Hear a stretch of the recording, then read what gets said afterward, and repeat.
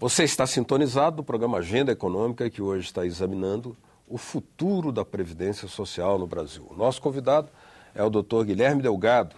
Ele é especialista em Previdência, economista, foi pesquisador do IPEA, onde coordenou o grupo de Previdência daquela instituição. Também assessora a Comissão Brasileira Justiça e Paz. Participa do programa o jornalista Ronaldo Martins. Doutor Guilherme, há um elemento aí que às vezes, o senhor falava até que era um bom programa, né? Um bom problema, melhor dizendo. Quando num estoque muito grande de gente que estava excluída do mercado formal, isso começa a diminuir e a carteira de trabalho deixa de ser um OVNI, né? E passa a ser uma realidade para milhões de trabalhadores. Mas, ao mesmo tempo, diz, como é que isso vai pesar na Previdência? Porém, olhando por outro lado, aumenta a base de arrecadação. Quando também aumenta a base de arrecadação, quando o salário mínimo é majorado, ao invés de ser apresentado apenas como um espantalho contra as contas da Previdência. Onde é que está o lado bom e onde começa o problema? Veja bem, a questão aí é intertemporal. Você melhora a arrecadação quando o pessoal está entrando no sistema. Tanto que na década 2000, 2010 e até 2013, contra todo o discurso catastrofista do déficit, do rombo da Previdência, a Previdência passa a reduzir substancialmente o chamado déficit, que na verdade é a contribuição tributária, e aumenta significativamente a arrecadação em todos os anos da década. Né? Aumenta na faixa de 5%, 6%, 7% em termos reais ao ano na década de 2000, 2010. Isso é um efeito inclusão. Porque quando você inclui a pessoa, você inclui um contribuinte, não inclui um beneficiário. O beneficiário você inclui quando ele passa a demandar os benefícios nas situações de risco previdenciário. Só para lembrar aqui, as situações de risco previdenciário são idade avançada, invalidez, viuvez, morte, no caso da pensão, doença, acidente, reclusão, maternidade. Então, nessas situações que o sistema legal define como de risco previdenciário, incapacitante ao trabalho, o segurado tem direito ao benefício mediado, ou seja, dependendo, condicionado pelo tempo de carência. Então, o afluxo de gente nova para a Previdência é uma beleza da década de inclusão. Ele passa a ser um problema fiscal previdenciário com uma defasagem. Então, o sistema previdenciário jamais ele pode ser objeto de um tratamento imediatista. Só para lembrar uma coisa aqui que você falou no começo, o tratamento de política conjuntural, como é o caso da competitividade da indústria, do setor, com recursos da Previdência, é um tratamento da desoneração, é um tratamento imediatista que é absolutamente incompatível com a lógica do sistema previdenciário. Então, não somente não tinha que estar sendo feito desoneração, mas, pelo contrário, você tinha que estar fazendo a discussão da formação do fundo de reserva. Essas desonerações, o senhor acha que há aí um problema de má comunicação, às vezes até intencional? Quer dizer, o cidadão que hoje contribui, que espera usufruir dos benefícios da Previdência, quando ao mesmo tempo ele vê o governo fazendo investimentos via desoneração, ele tem dificuldade de associar uma coisa a outra, de chegar à conclusão de que aquele benefício que está sendo dado para uma empresa ou para um setor está sendo tirado da Previdência? Porque quando a empresa para de contribuir com impostos, ela para de contribuir também com contribuições da Previdência. Olha, tecnicamente, o benefício que é dado à empresa pela desoneração, e é volumoso, esse ano de 2013 são 16,5 bilhões, o ano que vem são, isso já, dado oficial da Fazenda, previstos 22 bi, mas deve ser um pouco mais. Ele, tecnicamente, é objeto de uma reposição defasada. Que começou há pouco tempo, porque as desonerações mais antigas vieram sem essa reposição, né? É que tem uma defasagem de alguns meses. O problema não é esse. Quando você vai repor recursos do Tesouro, O tesouro não é uma, digamos, não é uma galinha de ovos de ouro. O tesouro somos nós. Uhum. Ou seja, se você está repondo o recurso do tesouro, você está retirando recursos de outras fontes tributárias para atender à desoneração. Claro. Então, por que passar pela Previdência? Como se a Previdência fosse digamos assim, uma mãe de todos, gratuita, né? Se quer dar desoneração com recursos do tesouro, dê diretamente, mas não afete as contas da Previdência, que não estão para esse tipo de experimento. Né? Uhum.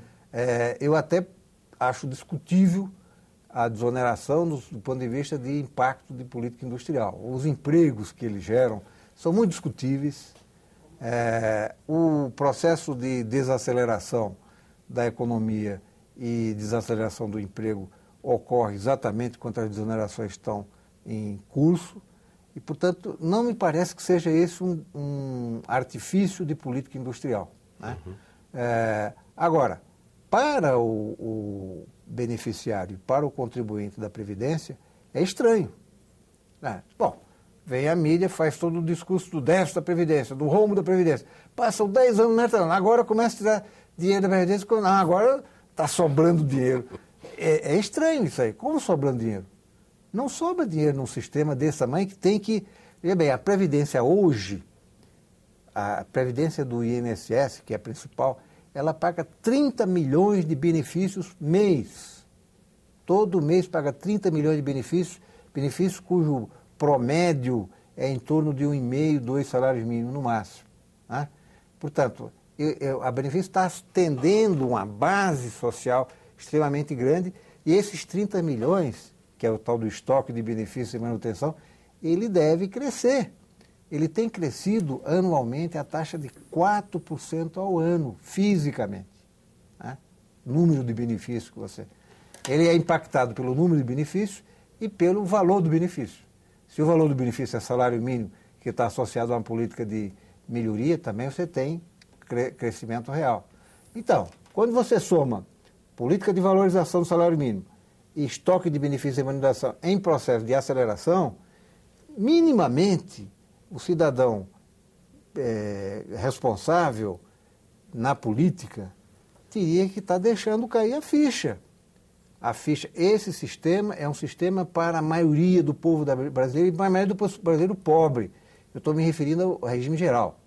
O regime servidor público é um pouco diferente, aí tem outra coisa, mas também tem muita gente pobre aí dentro. Mas né? tem um lado aí, doutor Guilherme, que é o seguinte, uma coisa é num país como, vamos dar o exemplo da França, que é aquele caso em que se aumentou a idade né, para o tempo de contribuição, tudo. É um país que conseguiu, pela sua história, pelo seu desenvolvimento econômico, fazer o seu processo de acumulação, inclusive porque foi colonialista.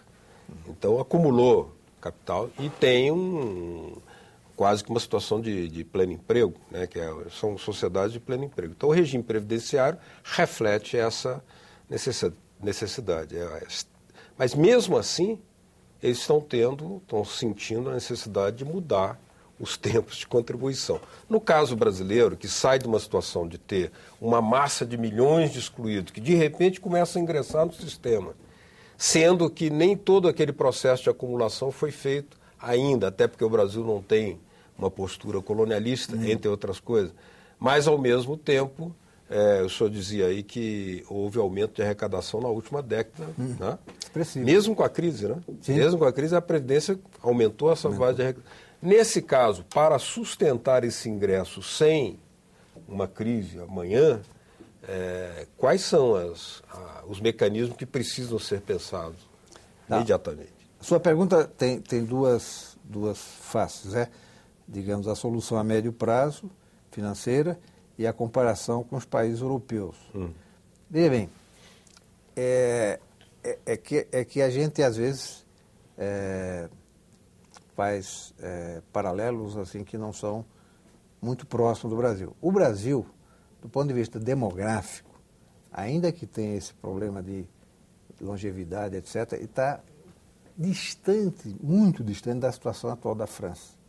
Você tem uma ideia, a nossa população de idosos com 60 anos e mais, como proporção da população total, é de 10%, 10,5% no censo de 2010. A da França é 26%. Né? França, Inglaterra, Japão, Alemanha são países que têm um grau de, não se usa mais, um grau de senectude, um grau de velhice, já muito mais consolidado, e os sistemas previdenciários são muito mais caros, até porque os benefícios são mais fortes do que os nossos. Então, na realidade, o que nós estamos caminhando em 30 anos, ou algo parecido com isso, é para daqui a 30 anos nós sermos igual à França, do ponto de vista da estrutura demográfica. E aí eu acho que precisaríamos até pensar um pouco se é isso que o Brasil tende a ser, um país de velhos e de jovens cada vez mais escassos, com a taxa de natalidade extremamente baixa, né? Talvez tenhamos que pensar um pouco a demografia também, não necessariamente isso é um bem que você tenha, digamos, esses pisos e tetos da estrutura demográfica tendo essa conformação. Portanto, vamos colocar os pingos nos i da demografia. Estamos caminhando para, mas não tem a urgência e emergência das soluções que a França adota do ponto de vista de socorrer a Previdência por conta do fator demográfico.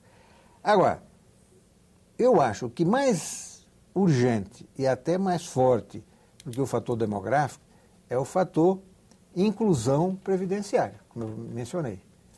E esse fator inclusão previdenciária, com o elemento adicional de que ainda tem 1/3 de gente fora da Previdência que tem direito a entrar e que os programas de inclusão, em algum momento, vão alcançá-los ou devem alcançá-los. Mas os programas de inclusão são os únicos que têm desonerações defensáveis. Desoneração previdenciária é isso que a questão foi sequestrada de uma forma subreptícia, né?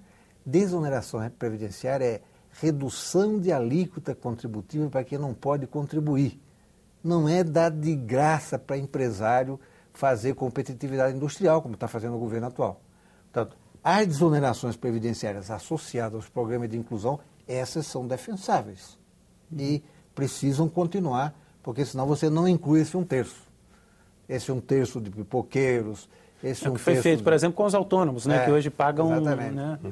Agora, para incluir esse 1/3, você também tem que dar subvenção de alíquota e tem que ter recursos. Né? Portanto, eu acho que precisa se discutir, não estou falando, né, não é nenhuma discussão imediatista, mas precisa discutir o fundo de reserva, porque o fundo de reserva é um artigo constitucional que está posto lá pedindo regulamentação. E não está regulamentado. Não está regulamentado. Artigo 250. Prevê o fundo de reserva para o regime geral da Previdência Social. E a Constituição fez 25 anos. Né? Fez 25 anos. Então, o que eu estou chamando a atenção é o seguinte: como é que nós vamos aportar recursos? Como é que nós vamos unificar sistemas? Como é que nós vamos resolver esse problema da virada da década, ou de um pouco mais, independente da demografia? Né? Antes da gente discutir mais detalhadamente o fundo, eu queria colocar uma questão relacionada a essa inclusão. Os recursos da Previdência ajudam hoje também a fazer assistência social. Nós temos, por exemplo, um conjunto grande de trabalhadores rurais que não contribuíram, mas recebem. Isso é uma forma de assistência social. Qual que é a avaliação do senhor sobre isso? Esse também é um processo de inclusão? Seria necessário um esclarecimento maior sobre o que é de fato Previdência, o que é assistência social com recursos da Previdência? Como é que essa questão é manejada hoje no país? Olha, num sistema de tipo universal, Previdência com pretensão de universalidade de acesso, e numa realidade social extremamente heterogênea como é o Brasil, você tem que dar subvenções de alíquotas contributivas para públicos que não têm capacidade contributiva suficiente para chamado equilíbrio atuarial. Senão você não chega lá. Se você continuar com a ideia vou usar uma expressão aqui que talvez é conhecida, a ideia bismarckiana do chanceler Bismarck, que só entra no sistema quem for assalariado puro, com carteirinha, etc., você fica com um patamar. Um patamar, no caso do rural, você tem uma ideia, o patamar do rural, dos assalariados puros, é em torno de 20 e poucos por cento da população economicamente ativa. O resto não é assalariado. Então, jamais entraria na Previdência. Portanto, a existência do segurado especial, do regime de economia familiar, é uma revolução no sistema previdenciário brasileiro que precisa ser conhecida e precisa ser comparada internacionalmente como a melhor inovação que se fez na Previdência do Brasil nos últimos 25 anos. É claro que, como eles são pobres e têm baixa capacidade contributiva, eles pagam uma alíquota menor, de 2,3%, sobre o valor comercializado, o primeiro valor comercializado, recolhido pelo vendedor. Não é questão que eles não pagam nada, eles pagam aquilo que eles podem, né? É claro que isso também não é suficiente para pagar os benefícios, mas, do ponto de vista da justiça distributiva, é perfeitamente defensável. Por quê? Porque eu estou caminhando na perspectiva da inclusão e da universalização.